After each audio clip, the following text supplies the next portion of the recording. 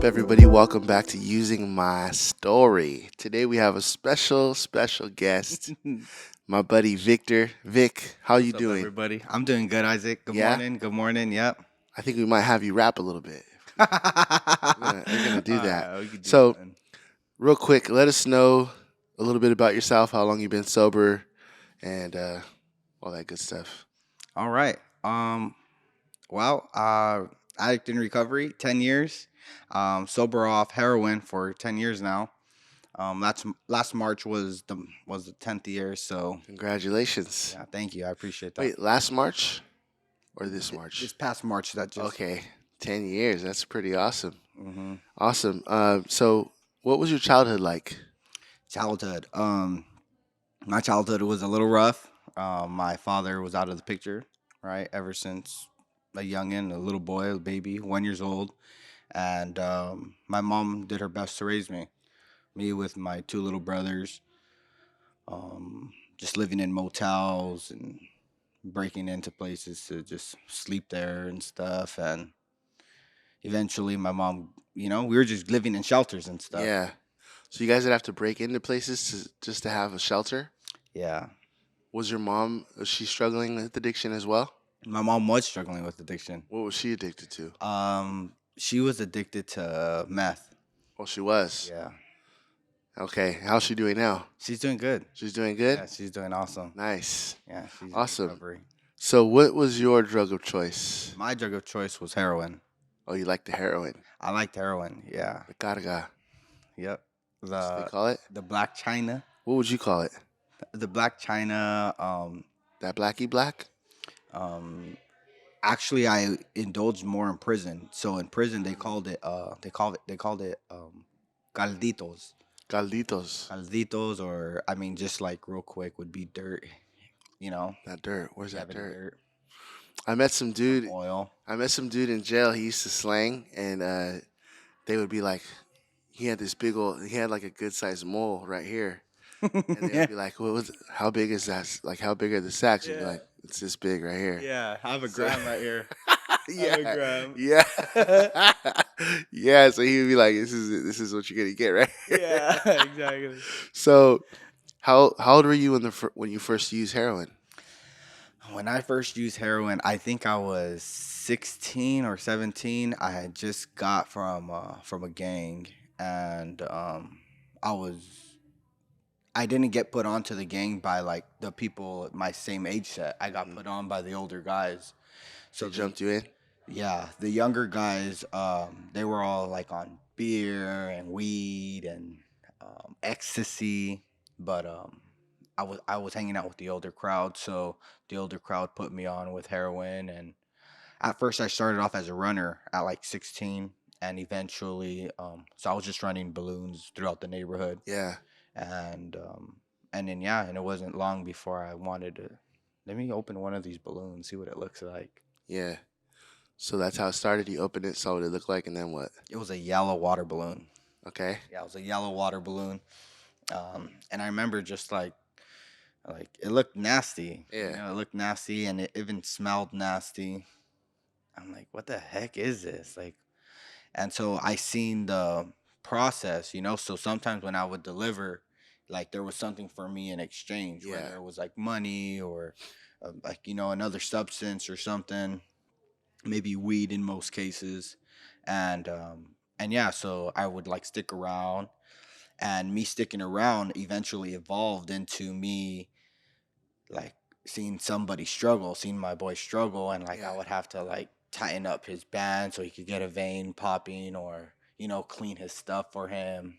Most of the time it was just to like help tighten the band around their arms, and that's how it started. So I became comfortable in that Mm, environment, and I was starting to understand like, okay, like this person knows what they're doing. This person kind of needs a little bit of help, yeah. you know. So then, what happened that day? Like, how did you end up using? What was that like? Um, so they were so one of my boys, he was already getting himself set up. He like pulled out a little box. It was like a little old school Domino's suitcase, Yeah, yeah. like a silver one, and he would get all his stuff out and he would start like preparing himself, prepping his little Yeah. station, and I started helping him, and eventually he would like doze off, and I would kind of just stick around, like lock the doors or whatever, Yeah. roll up a blunt, and everybody be passed out while I'm right there, Yeah. and I was being there was a story going on about being careful about the syringe and not letting an air bubble in the syringe Yeah. because it could stop your heart. Got it. And I remember after that one time, like I was like, bro, like that's crazy. I mean, doing it by itself, just alone, is Yeah. crazy, Yeah. But when they said that, I was like, I'm never gonna inject it, Yeah. And I was started. It made my mind race about Mhm. how would I consume it, Yeah. and it was very very simple. They just water based it.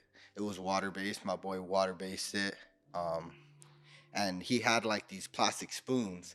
And I always seen the spoons there, and I never like really questioned, like, bro, why do you have all these spoons right here? They're Yeah. like plastic spoons, and I was like, they need to go in the kitchen, right? Yeah. Yeah. And he would mount the spoon, the end of the spoon, and he would like mold it into like a funnel, Yeah. and so he would put it on there and then water base it and just like kind of mix it, and then we would just let it slide all the way down. Oh. Yeah, so I ended up doing it that day, and I think I was out for like I was out for like 24 hours. Yeah. You were out for 24 I hours? was nodding for sure for the You whole didn't go nowhere for 24 hours? stuck in that room. How old were you? I want to say I was 16 or 17. Wow. Yeah, 16 or 17. And then you woke up and you're like, let me go again? Yeah, but when I did that, I was like, for sure, I have to have a female around me this time, Why? What'd they do? So What happened to you? so basically what happens is like when I did it, it like made my body hot. It got my face hot, my whole body was hot. Yeah. It was like a hot flash, and um other parts of my body got very hot as well, and I was just ready to You needed a female? I needed a female. I needed a female. Wow. So 24 hours you were Just basically nodding. gone. Just nodding, yeah. And I remember during those 24 hours, it's almost like nothing else matters. Like Yeah. somebody could come in, and so what happened was, I think it was his sister, one of my boy's sister. He's an older guy, so his Mhm. sister came in, and she's like a veterana, you know what Yeah. I mean? And she comes. What's a veterana? Tell everybody what's a veterana. A There's veterana. a lot of people watching that don't know nothing about this life. All right, so a veterana would be, in my book, anyways. I'm sure everybody has their own opinion on what it is, but a veterana would basically have experience in the streets and in their neighborhood, and they apply I don't know, I guess the regulations to their life, and they live by the street code. A veterana. Yeah, someone with Jimmy, you got to put some pics, some images of veteranas so everybody can know. You know what I mean? What are some names that veteranas would have? some names that they would have. Yeah, like some nicknames. Some nicknames. This can get interesting. La Smiley. La Smiley. Yeah, for sure, La Smiley. I don't want to say them, bro. Dreamer. They had like crazy, like little crazy names. I don't know how they. Give me a good It's one. a little sleepy, little sleepy. They call me a little sleepy. Or there was one other one, Giggles. They call me Giggles. Giggles. That's what Jimmy's name used to be. It was Giggles. Senor Giggles. Oh, man. All right, so let's talk about the withdrawal symptoms. So, what are those?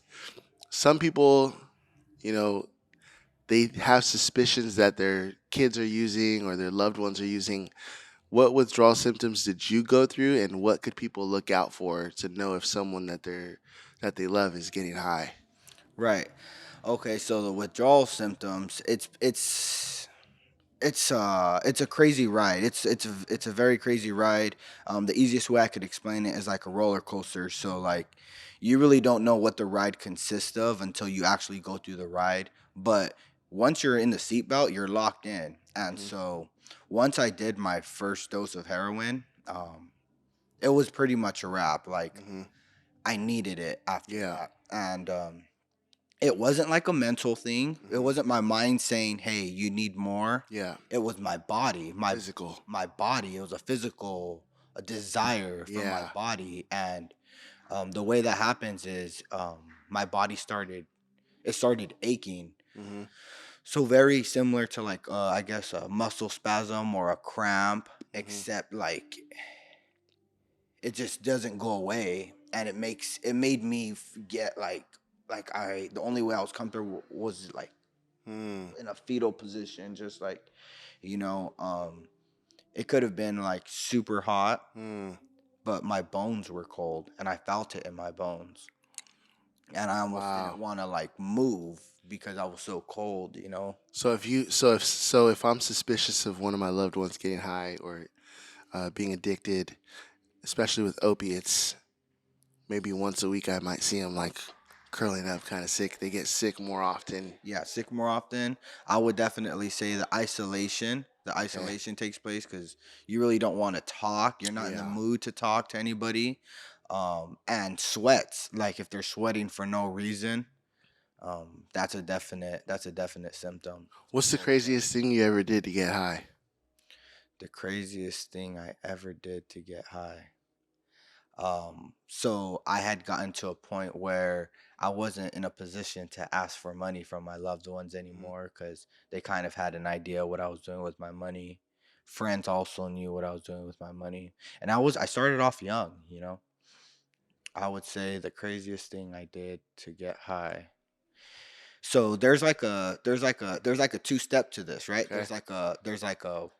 There's a crazy thing that I did to get high because I was capable of doing it, Mhm. but then there's other times where I wasn't in a position to anything and I needed to get high. Mhm. So when I was capable, I was like breaking into homes, Okay. right? I was breaking into homes. I remember one time, everybody was like having fun. It was October, Halloween parties, and I just remember like slapping like some crazy paint on my face just to make it look like I had a costume on. And I did a home invasion. I did a home invasion at a Dang. Halloween party. Wow. And I remember that. And I got away with everything. Everybody was just I did it right in front of everybody and nobody batted an eye at me. So Huh. I like walked out with TVs, jewelry Right in front of everybody in front with of the paint, everybody. with the. I even put it on me like it was part of my costume, you know what I mean? And nobody batted an eye at me. I walked right out the front door while the party was going on. Wow. Yeah, walked right in and introduced myself to everybody. Hey, how's everything going? And I Oh ended my up collecting gosh. it all for drugs, for just for heroin. Um, What was your rock bottom like? my rock bottom, rock bottom, rock bottom, rock bottom. My rock bottom was already being introduced to the drug, introduced to the withdrawal symptoms, introduced to like bridges being burnt in my Mm. life, and just kind of like already knowing that I'm in a circle, right? And I think my rock bottom for sure was when I had started like selling as well. So there was a time where I was a dope man and I was selling, drug deal completely gone wrong, and I ended up getting shot at. And me and my friends we ran, and one of my best he was my best friend. He got shot in the back, Mm.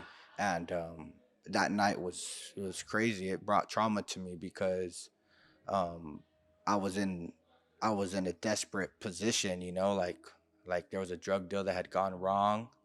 We got shot at. My friend took a bullet in his back, and I remember I just stopped these cars, like stop, get out of the car. It was in the middle of the street, Mm. and I pulled my friend into the car, and we just raced to Presbyterian Hospital, and like halfway he let go of my hand, and I knew that it was it we could have blamed it on so many different things, Mm. but I knew it was the war on drugs. It was the drugs that Yeah. made everything happen. If you could say something, there's a lot of people watching, parents, people who struggle, people who know someone that's struggling. If you could say something to those that are struggling, you got about 30 seconds. Give us some last words. If there's anything I can say to anybody that's struggling out there, or if you know somebody struggling out there, um, I would say don't hesitate to apply yourself. Because on the other end, as an addict, I didn't want to reach out for help. I was embarrassed, I was ashamed, and I felt guilty in a lot of different places, and so I didn't want to reach out for help. But being on the other end, knowing somebody that's struggling, it's almost like let them take care of it, but they need your help, and you can save a life. So apply yourself and make sure you get the treatment that they need. Thank you, Victor. For all those who are struggling, you know someone who's struggling, please share this video with them. Leave me a comment, hit me in the DMs, click the link in the bio, give us a call. We'll do everything we can to help you, and let's keep helping people. If you're struggling, you're not alone. We hope to talk to you soon, and thanks for watching, guys. We'll see you next time.